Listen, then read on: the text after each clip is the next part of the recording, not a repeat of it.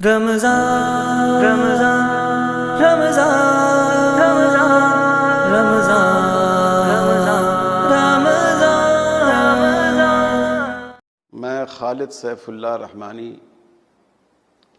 اپنے تمام مسلمان بھائیوں اور بہنوں سے درخواست کرتا ہوں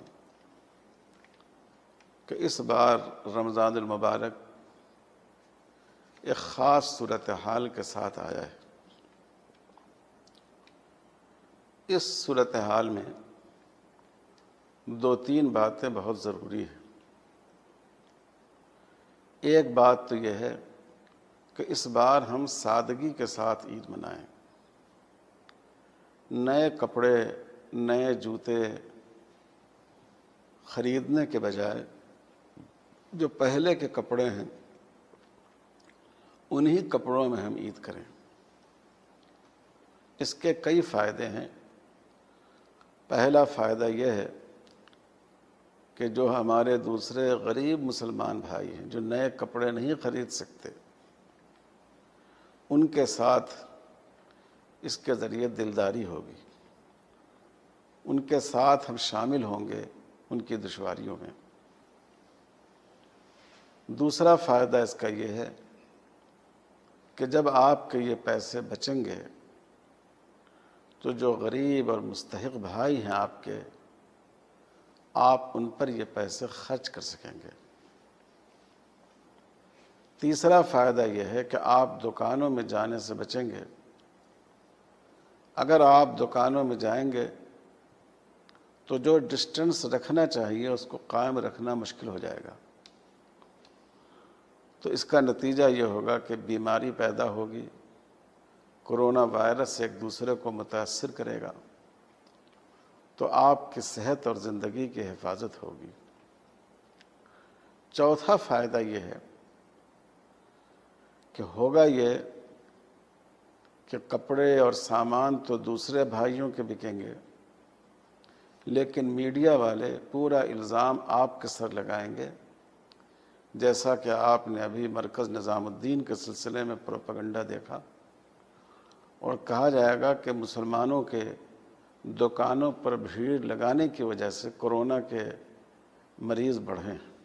اس لیے میں آپ حضرات سے دردمندانہ درخواست کرتا ہوں کہ آپ اپنی خواہش کو دباتے ہوئے، آپ اپنی چاہت کو قربان کرتے ہوئے اس بار سادگی کے ساتھ عید منائیں۔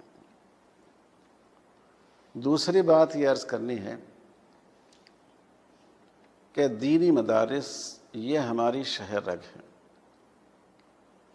ملت کا دینی وجود مدارس کے دم سے قائم ہے۔ امام ہو، خطیب ہو، داعی ہو، مبلغ ہو، واعظ ہوں، مفتی ہوں، قاضی ہوں، اسلام پر لکھنے والے مصنف ہوں، اسلام پر ہونے والے اعتراضات کا جواب دینے والے ہوں، بچوں کی دینی تربیت کرنے والے ہوں، ان سب کے لیے ہمیں افراد دینی مدارس سے ملتے ہیں۔ اور اس لاک ڈاؤن کی وجہ سے مدارس کے سفراء، مدارس کے نمائندے جو مختلف تاجروں تک پہنچتے تھے، مختلف شہروں کو جاتے تھے، وہ بالکل بند کر رہ گئے ہیں۔ آپ ہی کے تعاون سے یہ ادارے چلتے ہیں، اور جب لاک ڈاؤن ختم ہوگا تو مہنگائی بھی بہت بڑھ جائے گی۔ تو اس لیے آپ تمام حضرات سے درخواست ہے کہ اپنے دین کے تحفظ کے لیے، اپنے ان دینی قلعوں کو بچانے کے لیے آپ پہلے سے بڑھ کر ان کا تعاون کریں۔ جو تعاون آپ پہلے کیا کرتے تھے اس تعاون میں اضافہ کرنے کی کوشش کریں۔ بھلے ہی آپ نے اپنے سماج کے غریب بھائیوں کی مدد کی اور کرنی چاہیے، لیکن اس کی وجہ سے مدرسوں کے حصوں کو کم نہ کریں۔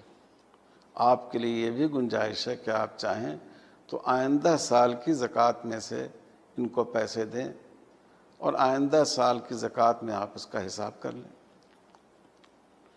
تیسری بات جو اسی سے متعلق ہے وہ یہ ہے کہ ہمارے بہت سے بھائیوں نے عمرے کا ارادہ کیا تھا، بلکہ پیسے بھی بھر دیے تھے، بہت سے لوگوں نے حج کا ارادہ کیا تھا، اللہ ان کو آئندہ عمرہ اور حج سے نوازیں، لیکن اس سال رمضان المبارک کے عمرے کا کوئی امکان نہیں ہے، اور شاید اس سال بظاہر باہر کے حجاج، سعودی عرب سے باہر کے حجاج بھی حرمین شریفین نہیں جا سکیں۔ اللہ تعالیٰ اس صورتحال کو جلد دور فرمائیں۔ لیکن یہ جو آپ کے عمرے کے پیسے تھے، حج نفل کی اگر آپ نے نیت کی ہو، تو اس کے جو پیسے ہیں، ان پیسوں کو آپ مدارس اسلامیہ کی مدد پر خرچ کیجئے۔ انشاءاللہ جو اجر آپ کو عمرے پر اور حج پر حاصل ہوتا، وہی اجر آپ کو ان اداروں کی مدد پر اور دینی تعلیم کو فروغ دینے پر خرچ ہوگا۔ یہ مدارس ہوں گے تو معاشرے میں دین زندہ ہوگا، اور جب دین زندہ ہوگا تو عمرے بھی ہوں گے اور حج بھی ہوں گے۔